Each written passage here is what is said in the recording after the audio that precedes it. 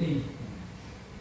Di asesmen ada penilaian, ada tugas, ada yang lainnya. Gas. Ya, bisa ngubahnya. Yang kita pelajari nanti di sub CPMK 1 kita analisis prinsip fisika dan teknologi terbarukan di materi minggu depan ya. Kita belajar tentang prinsip fisika dasar, termodinamika, mekanika fluida, elektromagnetis untuk konversi energi matahari atau surya, angin, sama air.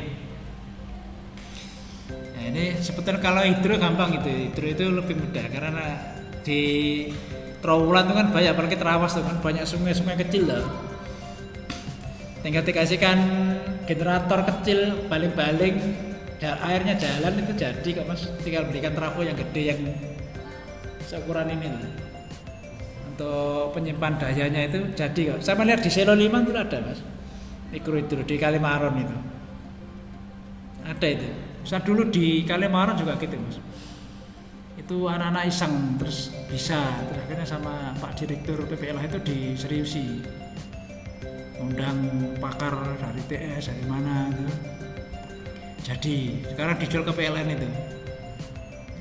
Dulu itu guyon itu, ya bikin balik-balik biasa. Loh kok muruk? Jadi muruk. Akhirnya dipakai untuk PPLH. Terus Bapak PPLH Pak Suroso itu gini, loh ini digawe didol lah lumayan, gawe kegiatan. Separuh dipakai di PPLH, separuh dijual. Kali ini kan nggak bayar. Air dari atas Terawas itu kan masih kenceng, nggak tahu sekarang kan gundul tuh sekarang itu. Dari mana itu? Dari Coban mana itu? Delundung, apa? Mata air Delundung. Airnya mengecil, terus apa lagi itu kemarin kita lihat sama Cak Toko itu. STKB ini Banyune itu. Terus ada warung yang di sungai itu mas, di Ulali. Terawas juga itu. Jadi warungnya persis di atas sungai. Jadi kalau ngopi itu persis di atas sungai. Itu airnya sangat deras. Nah, itu pingin kasih mikrohidro itu untuk warga kan bisa. Tapi lupa di saya. Saya main googling ya nggak ketemu. Yang kedua bicara potensi teknologi biomasa. Ini biomasa ini bisa menggunakan matahari, bisa menggunakan bahan-bahan sisa pertanian seperti damen dan lain-lain, atau arang, atau panas bumi, geotermal ya. Ini pakai efisiensi konversi ya. Kemarin kan sudah ya Mas Rio sama Mas Irfan ya, konversi energi.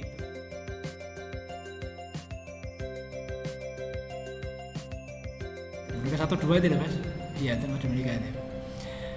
Terus menjelaskan interaksi fisika energi dengan siklus lingkungan, radiasi matahari dan aliran angin. Ini saya ceritakan di pembuatan roti tadi itu. Ya. Nah di konversi energi kan sama toh. Ya dihitung kan berapa energi yang dikeluarkan di gas itu untuk mendorong atau menggerakkan roda. Terus dihitung siklus lingkungan itu ya meliputi panas, apa temperatur, suhu. Nah itu berapa? Dihitung juga kemarin. Berapa panas gas yang dihasilkan ketika dijalankan di kendaraan bermotor. Ya itu ya. Itu dihitung. Terus pertemuan keempat itu mengintegrasikan perspektif. Nah ini kan kita kampusnya Islam. Nah, kita bicara keseimbangan alam sebagai energi terbarukan. Matahari itu kan energi terbarukan tuh. Nggak pernah entek ya kiamat ya. Ya dah, matahari selesai ya. Yang kedua di pertemuan 6 sampai 10 kita berbicara rancang dan operasi sistem pembangkitan. Nah, ini yang saya sebut di awal tadi. Rancang bangun, membuat apa mikrohidro. Ini masih saja sama 12 ya, berarti kelompoknya 2. Pengen tugas 2 kelompok.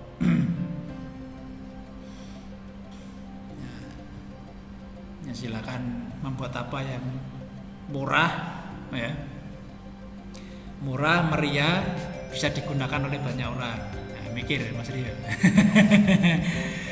Jadi teknologi sekarang tuh yang mahal nggak ada, nggak mau. Pembeli nggak mau, yang murah, meriah. Jadi produsen Cina itu kenapa bisa merajai pasar, karena murah.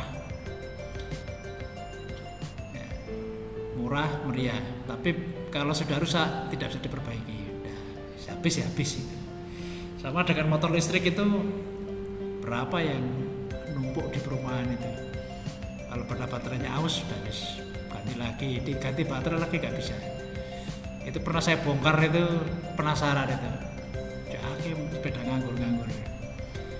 Sama Pak Samsul itu tukang ini apa, maintenance-nya PT Dragon.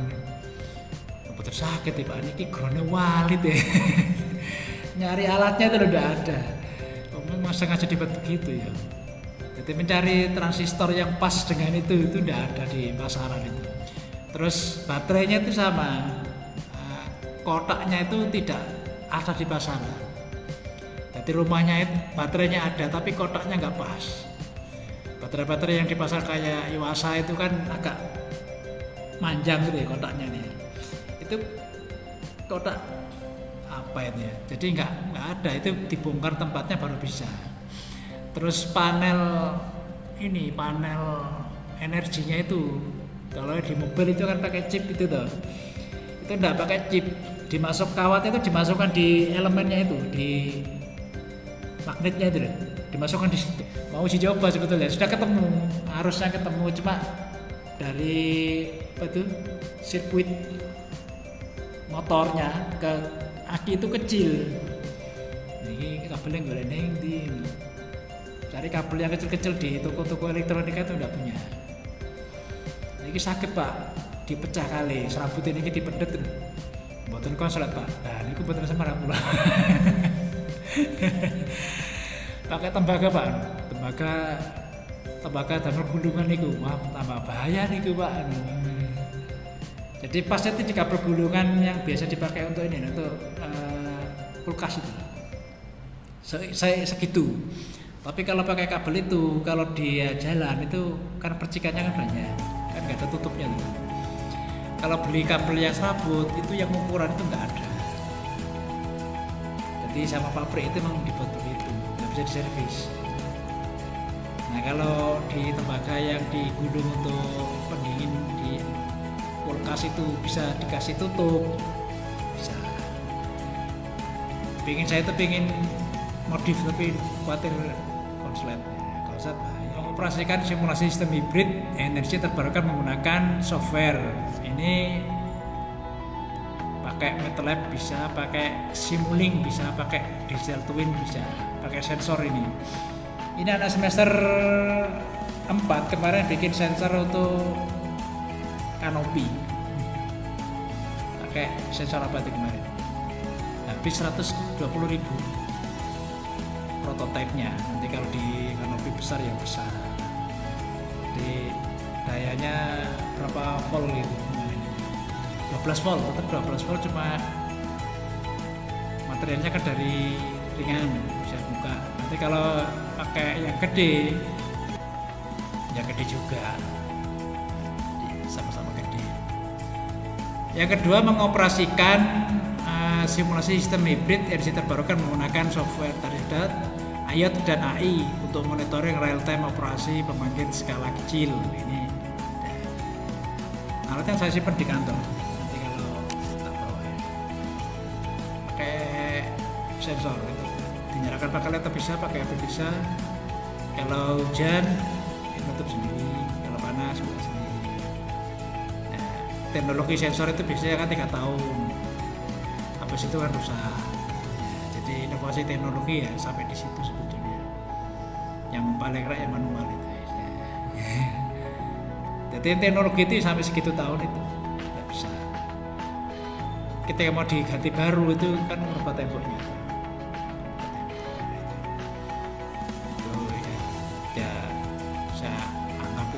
Lah dari pembuatnya, tapi konsumen itu kan pengennya kan sekali beli selamanya. Nggak ada tapi aja ya garansi ini.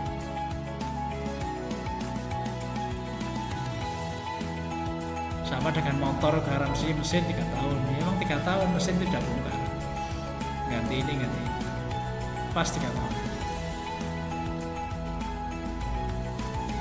dengan HP itu garansi 1 tahun, karena lebih dari itu habis mulai.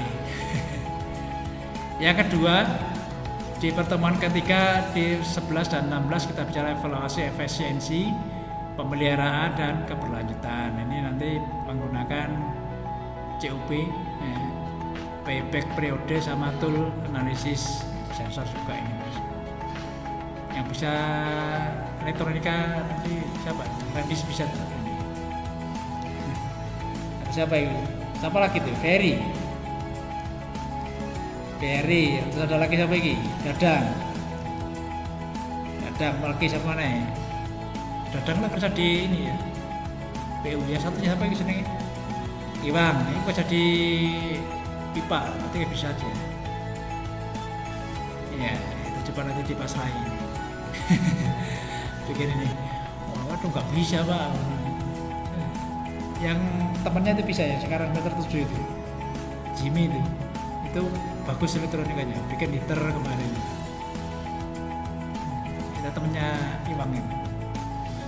Menganalisis dampak lingkungan melalui life cycle LCA, terus menyusun rekomendasi keberlanjutan. Mata kuliah ini memang dirancang untuk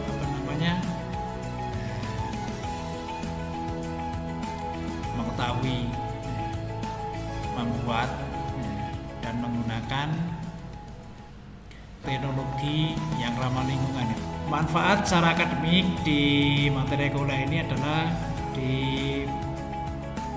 termodinamika konversi. Ini itu di termodinamika 3 atau 4 itu ada. Terusnya dibuka lagi bukunya.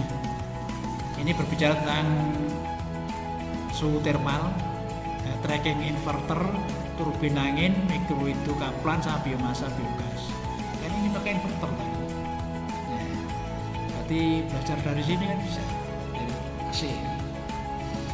Kalau kaplan itu di AC mobil ada kaplannya. Kalau di ini kan ada. Apa namanya, mikrohidro kaplannya itu. AC mobil itu kan nyedot dari panasnya mesin itu. Terus ada apa itu? Semacam busanya itu terus ditarik ke dalam. Itu bisa ke bengkel apa AC mobil. Nama dosen sini siapa itu Pak?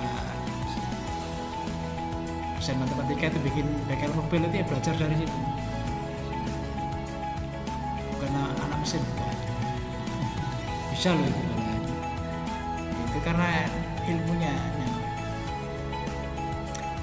Atau nanti bikin listrik tenaga air pakai mikrohidro atau listrik tenaga surya boleh. Ini ada yang penelitian ini Mas Sulhan ini untuk di daerahnya, di desanya di Ngoro Ngoro apa Jasem membuat di kampungnya itu kalau malam kan gelap, terus kalau pakai PLN itu apa alasannya? Dapat pakai tenaga surya, tapi tenaga surya tidak maksimal, maksudnya terangnya itu tidak setelah PLN, tapi kalau teman-teman yang desa kan cukup jalan-jalan gitu kan. Kapan disimulasi bisa berapa meter luasan sinarnya tuh? 1 meter Pak. Situ aja dulu. Nanti skripsi kan cukup itu sudah selesai. Ya nanti skripsi boleh yang lain. Ya di sini manfaat inovasinya itu apa? Kalau dihitung di sini kan banyak. Saya kirim itu. Kemampuan akhir ini saya ngutip dari beberapa artikel jurnal yang bersumber dari Scientific, dari jurnal yang berjudul Thermodynamic Aspect of Renewables. Terus saya kirim di situ ada semua kok. Tinggal dicek di ketemu mana. Sekarang kuliah itu enak sekali. Tidak seperti dulu. Nanti tugasnya pengen apa? Tugas yang ringan atau yang berat? Tugasnya dikerjakan 1 semester tidak apa-apa. Cari yang biaya murah. Bentuknya prototipe nanti. Jadi apa gitu ya. nanti yang di semester 4 minggu depan tak bawakan ini verbalnya sensor. Sebetulnya kalau mau kreatif dari awal itu gampang sebetulnya, apa namanya, kita mau bikin apa itu kita dulu bikin ini mesin bungkil jagung, tahu bungkil jagung basah itu digiling terus dicetak seperti kue itu, terus itu dibungkus. Nah, itu enak itu, jadi nggak usah nyelip jadi satu gitu.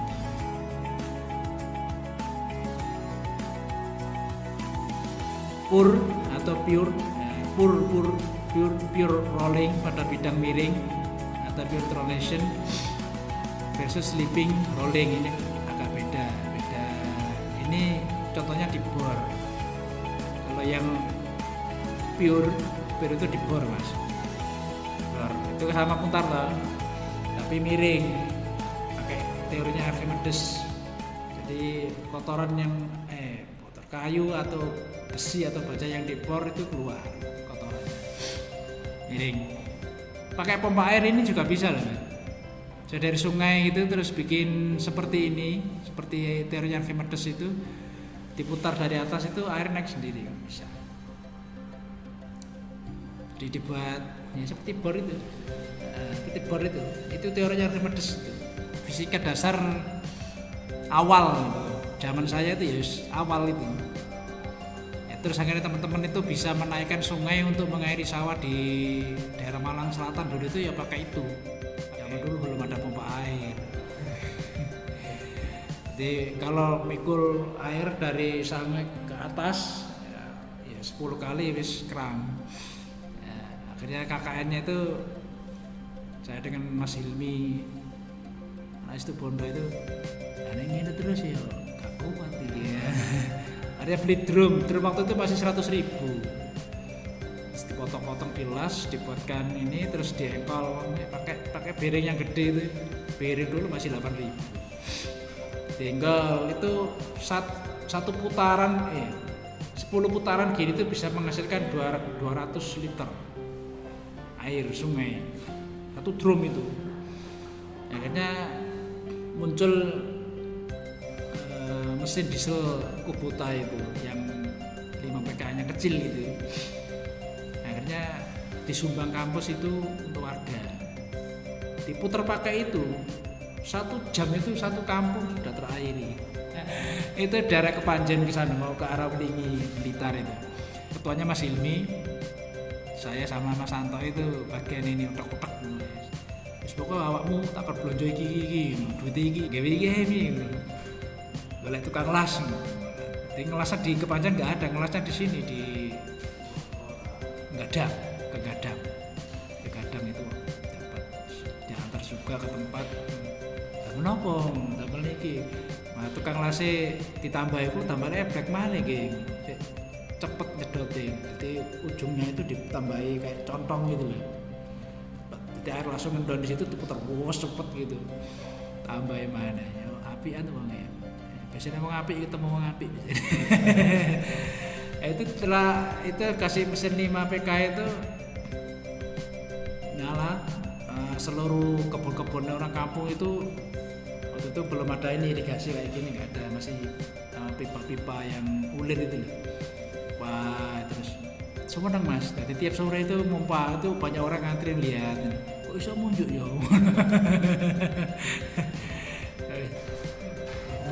Di pertemuan yang pertama ini kita akan berdiskusi tentang energi fosil dan energi terbarukan. Apa energi fosil?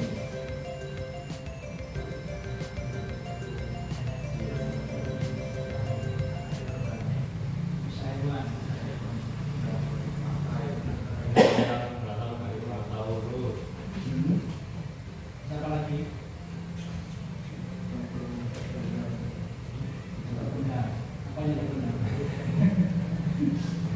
Energi terbarukan.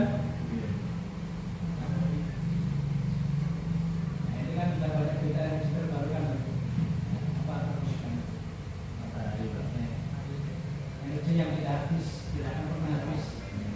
contoh matahari, matahari kalau habis bagaimana? Alam. Kita mulai dari pengertian fosil. Dalam kamus besar bahasa Indonesia, pengertian fosil adalah batu bara, minyak bumi, gas alam, ini tadi saja. Terbentuk dari sisa-sisa organik purba selama jutaan tahun. Nah, energi fosil ini sampai sekarang yang mendominasi di dunia tentang seluruh kendaraan bermotor menggunakan ini tanpa terkecuali. Mulai beberapa tahun belakangan telah dirancang mobil yang menggunakan listrik atau energi terbarukan. Nah, kenapa BBM energi fosil ini sekarang rame-rame dibicarakan? Yang pertama itu menipis, yang kedua emisinya tinggi. Data dari Kementerian SDM di Indonesia itu batu bara tercatat 40,46%, minyak bumi 30,8%,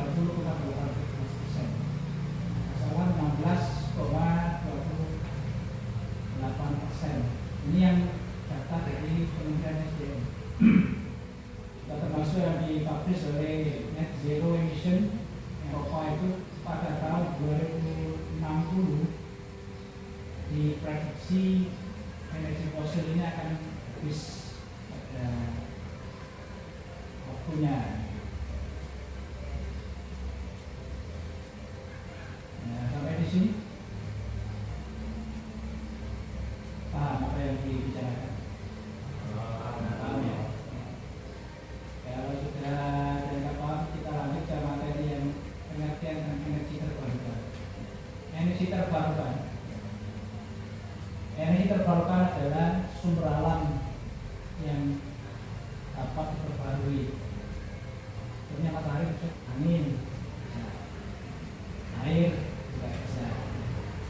Panas bumi, biomasa juga bisa. Kalau ini dari penelitiannya BIM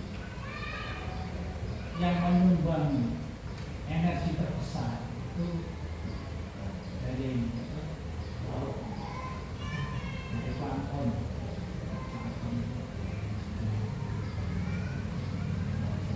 Nah, bedanya apa? Energi fosil dengan terbarukan.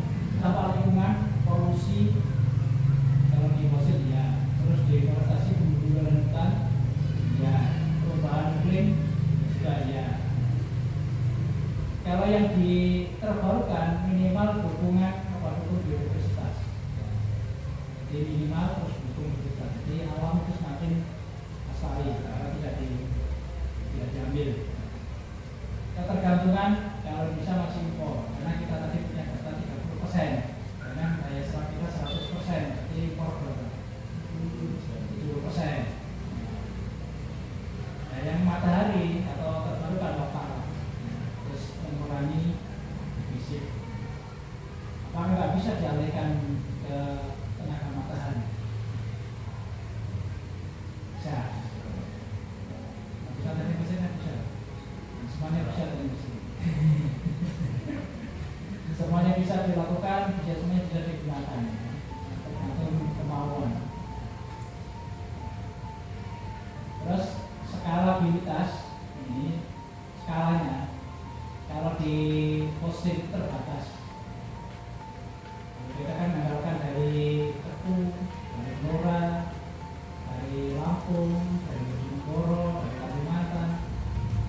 Kalau menggunakan energi terbarukan, dimana yang penting matahari terbit dan tidak.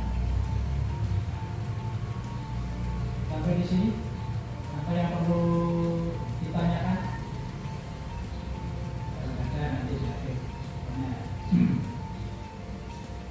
Potensi, karena kita bicara potensi energi fosil di Indonesia. Potensinya fosil menurut hitungan Kementerian SDM, batu bara itu tersedia 39 miliar ton, terbesar ke-8 di dunia. Sekarang tinggal berapa? Minyak bumi kita punya 3,6.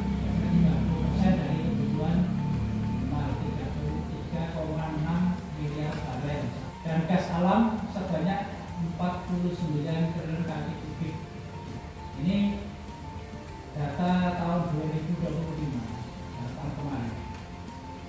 Itu batu bara diambil, diproyeksi itu diambil, digunakan di seluruh kebutuhan industri dan rumah tangga di Indonesia itu hampir 700 juta ton digunakan oleh masyarakat Indonesia.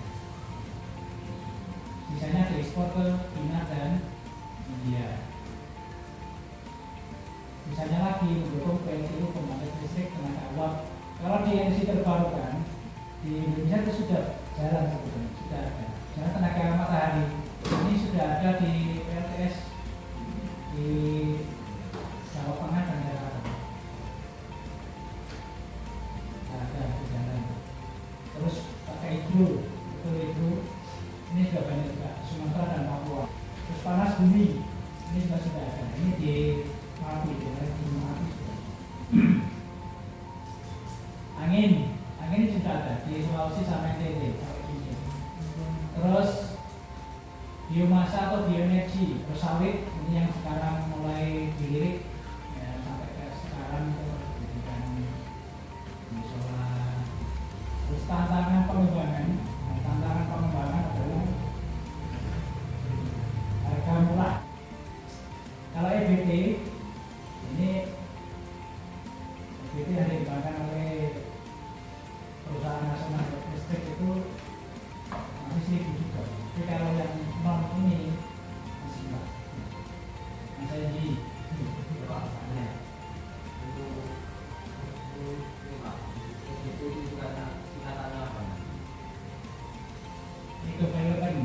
equivalent listrik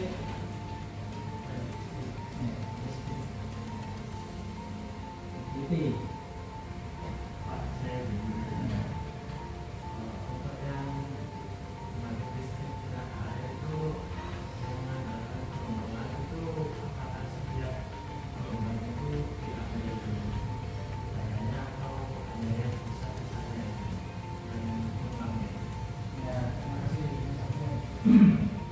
gelombang ketiga Python itu kan gelombang itu yang diambil semua apapun ini itu diambil semuanya.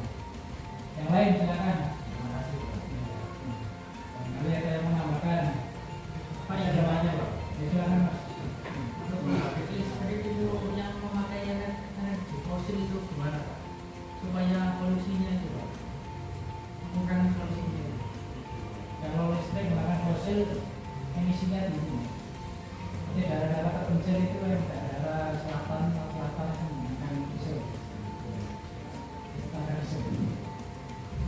Ada lagi tanyakan?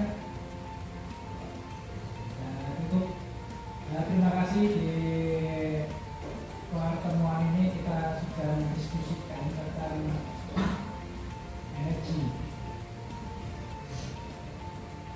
Bagaimana energi fosil, bagaimana kita terapkan untuk apa namanya kalau kita ketahanan sumber daya dan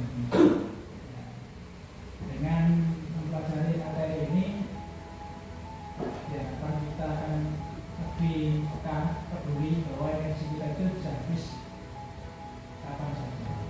Jadi penggunaannya harus seoptimal mungkin, seefisien mungkin agar tidak mengalami stok. Terima kasih. Assalamualaikum warahmatullahi wabarakatuh.